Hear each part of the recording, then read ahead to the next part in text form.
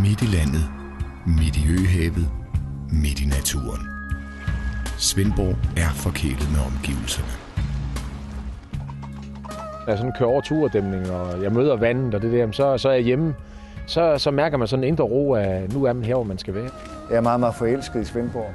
Vi sidder her en augustdag i solskin, og det er simpelthen mit billede af byen.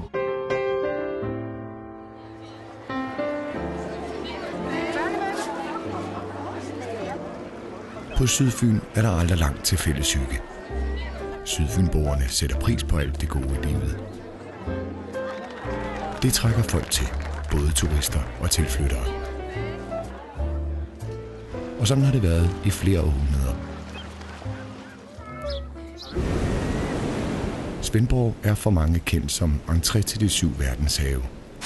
Siden 1800-tallet har byen haft en stolt tradition for at bygge imponerende skibe. Og mange er taget til byen for at blive uddannet på områdets navigations- og søfartsskoler.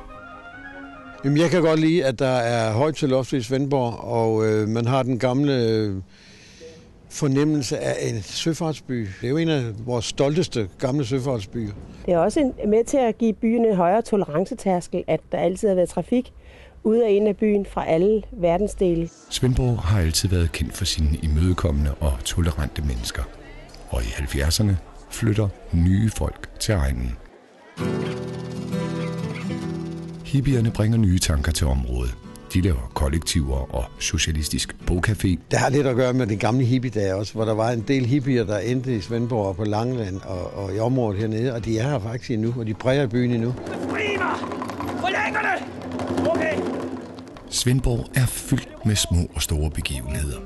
En af de fornemste er kulinarisk Sydfyn. Nordens største fødevaremarked med over 15.000 besøgende.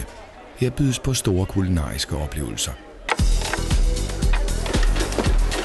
Kom og køb kun 50 kroner på tilbud i dag. Dejlige tapas lavet af de fynske stjernekok. Kom og køb kun 50 kroner. Så er der tapas. Mottoet er smag med holdning, og smagsprøver, dem er der nok af. Jeg synes, at det er fedt, at man har alle de der forskellige økologiske ting, og man kan komme ind og prøvesmage. Og jamen, jeg synes, det er et fedt marked. 5 gange, hvor du kan lide løb. Første torsdag i august har der i mange år været holdt den traditionsrige Gammel Torvedag. Her skuer hele byen tiden 100 år tilbage. Et af de kendte orkestre er kommet til byen i flere årtier, og det er der en særlig grund til. Svendborg er først og fremmest elskelighed. Jeg er kommet i byen i 30 år, og derfor ved jeg, hvad jeg snakker om. Det er først og fremmest elskelighed og en åbenhed. Så er det også en tendens til at være hyggelig. Meget hyggelig. Så skal det ikke spille.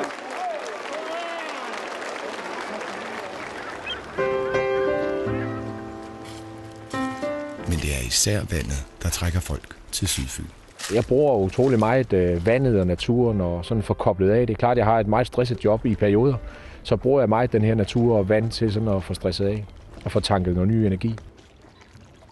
Jeg har jo haft håndboldlandshold hernede mange gange på træningslejre, og alle siger jo, at det er et helt fantastisk område at være i, og vi bruger meget vandet til sådan at komme ud og få nogle oplevelser, og det har været helt fantastisk. Altså det der med at kunne komme ud og sejle med de der træsejlskibe og alle de ting der, det er bare det er helt unikt.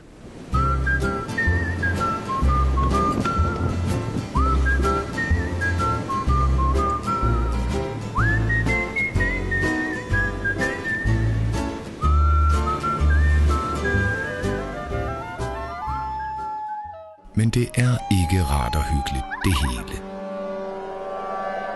På et af områdets mange slotte og herregårde sker der voldsomme ting i de mørke måneder. Horror Night på Valdemar Slot er en af de nye oplevelser, Svendborg byder på.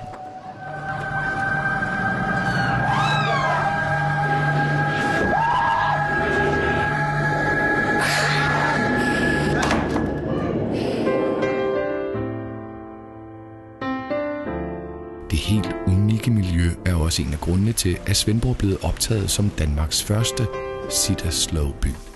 I Svendborg vil vi nemlig forstærke muligheden for at leve det gode liv.